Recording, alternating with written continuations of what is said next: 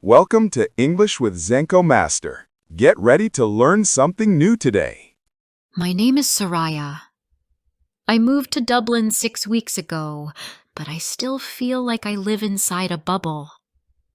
Every morning, I wake up in a small guest room at the back of a house that does not feel like mine. The window is narrow, and the view shows only a corner of gray sky and a small patch of wall. I came here for work, but work has not started yet. The company delayed my training, and now I have too many empty hours to fill. At first, I felt excited. A new city, a new country, a new beginning. I imagined something bright and full of movement. I saw myself walking through busy streets, ordering coffee in fluent English, and talking to people without fear. I wanted to become someone different, someone strong and brave. But after the first few days, the silence became louder. The house was quiet. The days felt long. I did not meet anyone. I stayed in my room and watched the hours pass like clouds. My host family was polite and kind, but they had their own lives. Laura, the woman who owned the house, worked full-time and came home late. Her teenage son stayed mostly in his room with his headphones on. We said hello in the mornings and goodnight in the evenings, but not much more. I didn't want to bother them. I was a guest, and I wanted to be respectful. Still, I often felt like a shadow moving through their home, present, but invisible. I knew I had to do something before I disappeared inside myself. I decided to create a routine, something small and simple, but mine. I made a plan to practice English every day by talking to myself. It felt strange at first. I stood in front of the mirror each morning and described my day out loud. I wake up at 7. I brush my teeth. I take a shower. My voice was quiet, and sometimes it broke, like it didn't belong to me, but I kept going. I used sticky notes to help me remember new words and phrases. I placed them on the wall next to the mirror. I make my bed. I get dressed. I have breakfast. I repeated them again and again. Some days I added new sentences. I drink water. I listen to music. I review my schedule. It became a kind of game. I wanted to see how much of my day I could say in English without checking my notes. The more I practiced, the more confident I became. My mornings started to feel organized and calm. I began to make my bed carefully, not just because it looked nice, but because I wanted to say the sentence, I make my bed every morning. I started choosing my clothes with more care so I could say, I get dressed for the day. Even breakfast felt like an important task now. I have toast and tea, I would say proudly, even when I was eating something simple. After breakfast, I usually cleaned my room a little. I liked keeping it tidy. It gave me control over something, even if everything outside the room felt uncertain. I would speak as I cleaned. I tidy up my desk. I organize my books. I throw away old papers. I didn't always feel happy, but these small actions helped me feel steady. The afternoons were longer and slower. I didn't know what to do with all the quiet. Sometimes I watched English videos on my laptop, usually ones with subtitles so I could follow the words. I wrote down new phrases in a notebook and tried to use them in my practice. I would sit on the bed and speak softly, building short sentences. I do some reading. I write in my notebook. I learn new words. Speaking to myself didn't feel so strange anymore. It felt like a private class. I missed home often. I missed the smell of spices from my mother's kitchen, the sound of my younger brother playing football in the hallway, and the way my father used to ask me about my day. Here in Dublin, I was nobody. No one asked how I was. No one expected me anywhere. But I told myself that this quiet time was part of my growth. I had to go through it to become stronger. One day, I pushed myself a little more. I decided to go outside and take a walk. The weather was cold but fresh, and the streets were clean after a morning rain. Before leaving the house, I said out loud, "I go for a walk in the afternoon." Saying it made it feel real. I walked slowly through the neighborhood. I passed children riding bikes and a woman walking her dog. I smiled at a few people, but no one stopped to talk. Still, I felt better. I had stepped outside. That was enough. The next day, I took a notebook and wrote down my whole routine in English. I wake up at 7. I brush my teeth. I take a shower. I get dressed. I make my bed. I have breakfast. I continued. I go for a walk. I read a book. I practice English.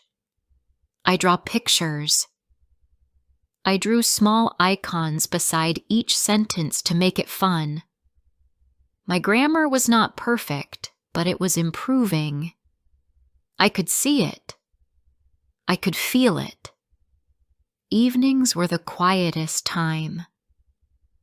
The house fell into silence. I cooked something light in the small kitchen, usually pasta or soup. As I cooked, I spoke the words softly. I have dinner at 7. I do the dishes after dinner. I cleaned up slowly, not just for neatness, but because I enjoyed saying the sentences. After dinner, I often listened to music or read. I liked the phrase, "I read to relax," and used it often in my journal. Sometimes I sat on the bed and practiced new vocabulary. I made a game of it. I chose a word, used it in 3 different sentences, and tried to speak them smoothly. I draw in the evening. I draw when I feel sad. I draw when I remember home. These little exercises helped me more than I expected. Before bed, I stood in front of the mirror again. I like to say my final sentences of the day. I go to bed at 10. I set my alarm. I sleep at 10:30. I said them slowly, letting each word feel familiar. I looked into my own eyes and smiled. I was not fluent yet, but I was practicing. Every single day. Then something small, but big, happened. One night while I was brushing my teeth, I heard a knock on the door. It was Laura holding a cup of tea. She smiled and said, "Would you like to have dinner with us tomorrow?" I paused. My heart jumped. I had not spoken much to her before. I wanted to say yes, but my words felt stuck. Then I remembered all the sentences I had practiced. I breathed in slowly and replied, "Yes, I would like that." She nodded warmly. Great. See you at 7. After she left, I stood in the hallway for a long moment. I said softly to myself, I said yes. I said it in English. It was only a few words, but they felt like the start of something new. That night, I lay in bed with my hands folded over my chest, smiling in the dark.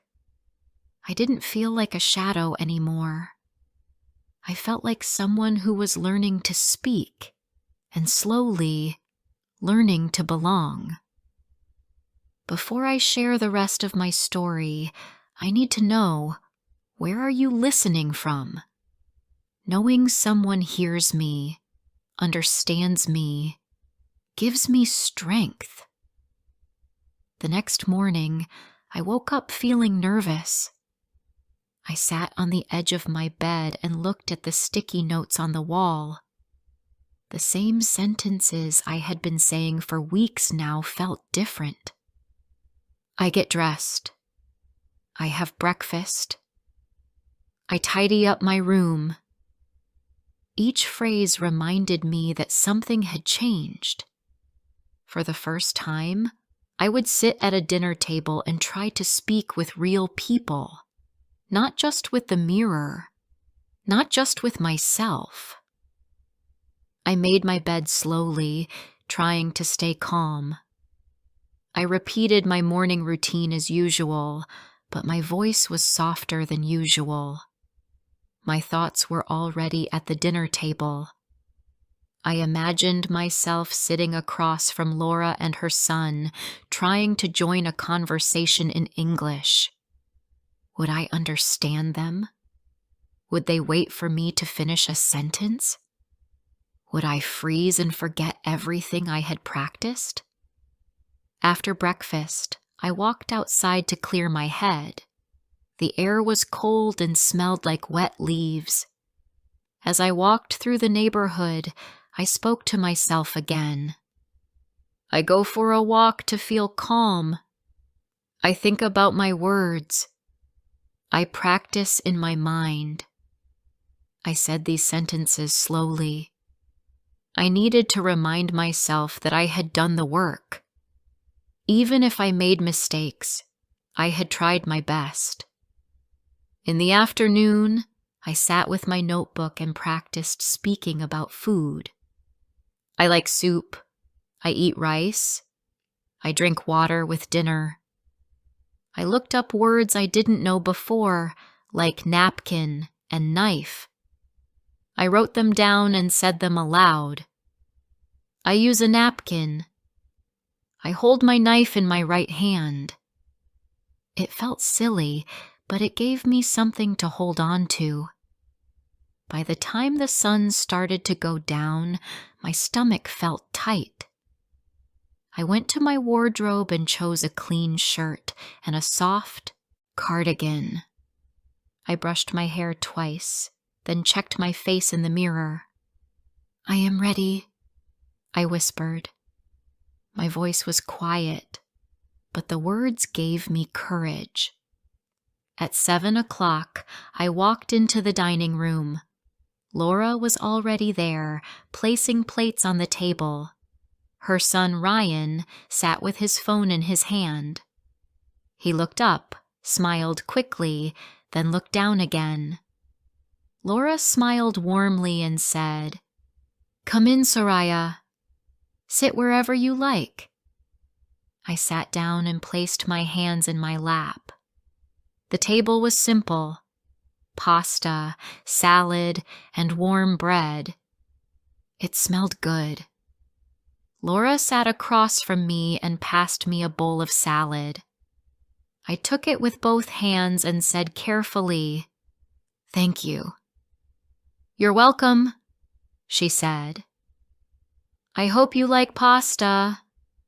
It's my quick and easy recipe." "I like pasta," I said. My voice sounded small, but I kept going. "I cook it sometimes." Ryan looked up. "Do you cook a lot at home?" I nodded. "Yes, In my country, I cook for my family. I like cooking rice and lentils. That sounds good, he said, and I felt a small wave of relief. He spoke slowly, kindly. I could follow his words. We ate together, and I listened more than I spoke. Laura talked about her work. Ryan talked about school. I picked up a few phrases. Busy week. Too many emails. Exams coming soon. I didn't understand every word, but I followed the meaning. Once Laura asked, "What do you usually do during the day, Soraya?" I took a breath. I knew this answer. I had practiced it 100 times. I wake up at 7. I make my bed. I have toast and tea. I clean my room. Then I practice English. Laura smiled. That sounds like a good routine. You're very organized. Yes, I said. It helps me feel good. She nodded, understanding. We all need structure, especially in a new place. After dinner, I offered to help clean the dishes. Laura said, "That would be lovely." As I stood at the sink, I said quietly, "I do the dishes after dinner." It was the same sentence I had whispered to the mirror many times, but now I was doing it with someone beside me. It felt different. It felt real. Later that night, I returned to my room feeling proud and tired. I had done it. I had spoken English in a real conversation. It was not perfect, but I had used my words, and people had listened. I stood at the mirror and said, I had dinner with my host family. I talked. I listened. I helped with the dishes. I smiled. It was the first time I said those sentences, and I wanted to say them again and again. The next few days felt easier. I still practiced in the mirror, but I also started speaking to Laura more often. In the mornings, we talked while she made her coffee. She asked small questions, and I answered slowly. "How did you sleep?" she would ask, and I would say, "I slept well, thank you." Sometimes she asked, "Do you need anything today?" And I replied, "No, I'm fine." Each sentence was short, but it helped me feel stronger. One evening, Ryan knocked on my door. "Hey," he said. "I'm going to the park to play football with some friends. Do you want to come watch? It's not far." I was surprised. No one had invited me anywhere since I arrived. I almost said no, but then I heard a voice inside me, the same voice that practiced every morning. "Yes," I said. "I will come." The park was 5 minutes away. It was cool outside, and the grass was wet, but the sky was clear. Ryan and his friends kicked the ball, laughed, and shouted. I sat on a bench and watched. One of the boys came over and said, "Are you Ryan's cousin?" I shook my head. "No. I live in his house. I am from Morocco." "Oh, cool," he said. "Your English is good." I smiled. "I practice every day." He nodded. "It shows." We didn't talk much after that, but those few words stayed in my head all night. Your English is good. Maybe it wasn't true. Maybe he was just being nice. But I chose to believe it. Back in my room, I wrote the sentence in my notebook. I speak English. People understand me. I underlined it. Then I added, I go outside. I talk to others. I belong. That night, as I turned off the light and lay in bed, I didn't feel like a guest anymore. I felt like I was becoming part of something. Slowly, quietly, but clearly. The days continued to pass, but something inside me had shifted. I no longer woke up with the same heavy silence. The city outside was still cold, still gray some mornings, but I had found a rhythm that kept me steady. I still practiced in the mirror, but I also began practicing in life. During small talks in the kitchen, short walks to the shop, and short sentences spoken with courage. My voice was still soft, but I was no longer afraid of it. One afternoon, Laura came home earlier than usual. She placed her bag on the table and looked tired but happy. How would you feel about joining us for a small family dinner this weekend? My sister is coming with her kids. Nothing fancy, just pizza and stories. My stomach turned with nerves, but I nodded. Yes, I'd like that. Great, she smiled. It's on Saturday at 6. You'll fit right in. Saturday came quickly. I spent the afternoon going over phrases I might need. Nice to meet you. How are you? Would you like more pizza? I said them out loud, over and over, while I helped clean the kitchen. I looked at myself in the mirror one last time and whispered, I am ready to be with others. When the guests arrived, I felt like a stranger again. There was laughter at the door, coats being hung, and children running through the hall. I stood quietly near the table, unsure where to go. Then Laura touched my arm and said, Come sit with us. Her sister, a woman with a kind smile, turned to me. You must be Soraya. Laura told me you're learning English. You're very brave, moving so far. I smiled. Thank you. I try my best every day. The children sat at one end of the table, playing and laughing. I sat between Laura and her sister, listening more than I spoke, but not feeling lost. I understood more than I expected. Small jokes, stories about school, simple questions. When Laura passed me the salad, I said, Thank you, and then added, I can help serve the pizza if you like. Everyone smiled. Thank you, Soraya, her sister said. You're very helpful. Later that evening, after dinner, one of the children came over to me with a drawing. Do you want to draw with us? She asked, holding out some markers. I paused for a moment, then nodded. Yes, I like drawing.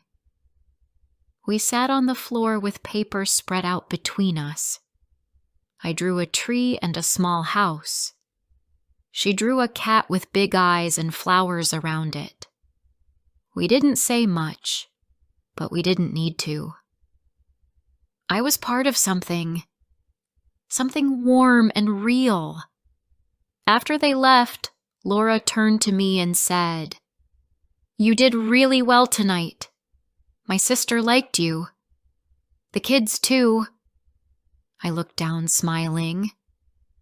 I was nervous, but it felt nice. You're doing better than you think, she said. Most people wouldn't even try. That night, in my room, I wrote down everything I had said during dinner. I wrote down the new words I had heard. I looked at each sentence, slowly reading it out loud. Then I added one more. I am not just practicing English. I am learning to live in it. The next week, something happened that made everything feel even more real. I received an email from the company where I was supposed to begin training. They had rescheduled the program. My training would begin in 2 weeks. For a moment, I felt frozen. My heart beat faster, and my mind filled with worry. What if I couldn't understand the instructions? What if I made mistakes in front of everyone? What if no one spoke slowly, and I felt lost all over again? But then I stood up, went to the mirror, and began to speak. I wake up early. I get ready for the day. I go to work. I repeated it slowly.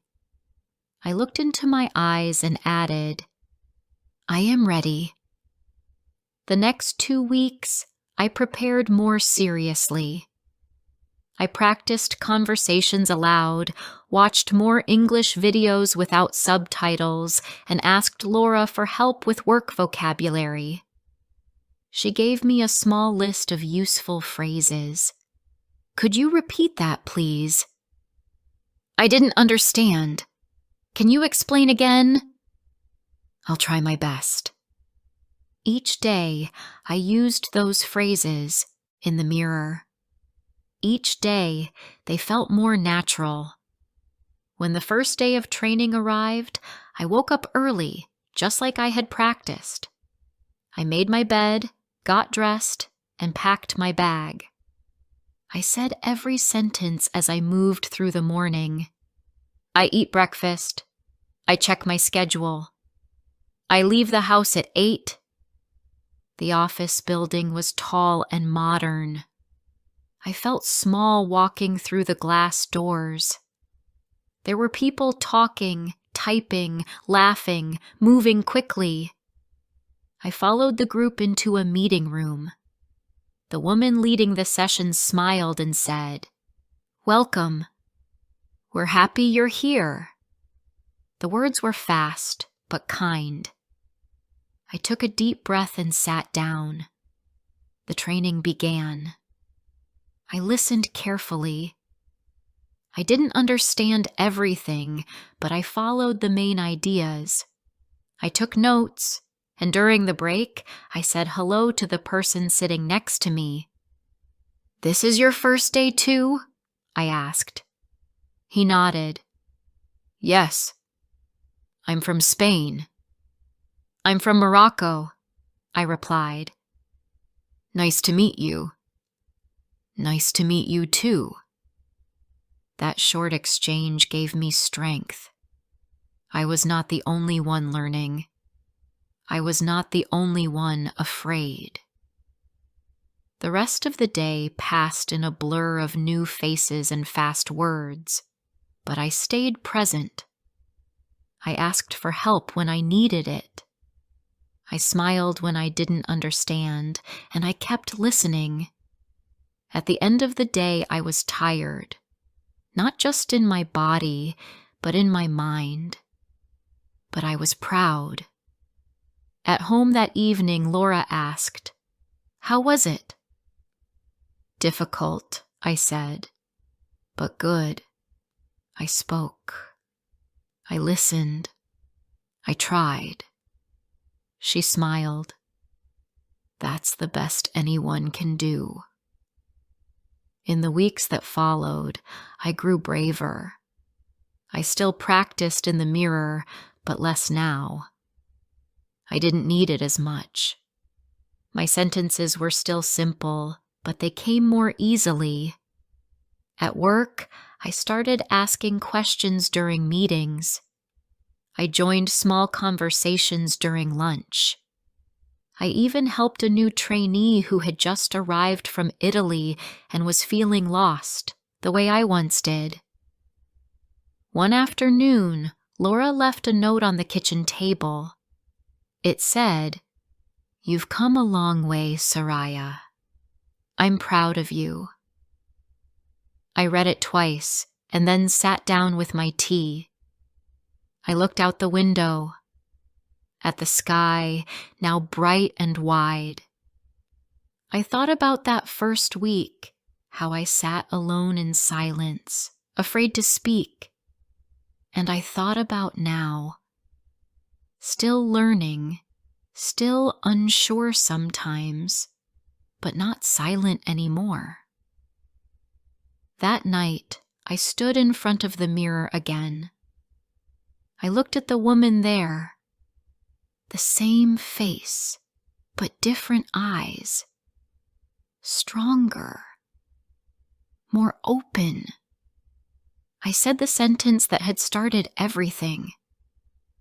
I wake up at 7. Then I added something new. I speak English, and I am not afraid to speak it anymore. The mirror didn't smile back, but I did.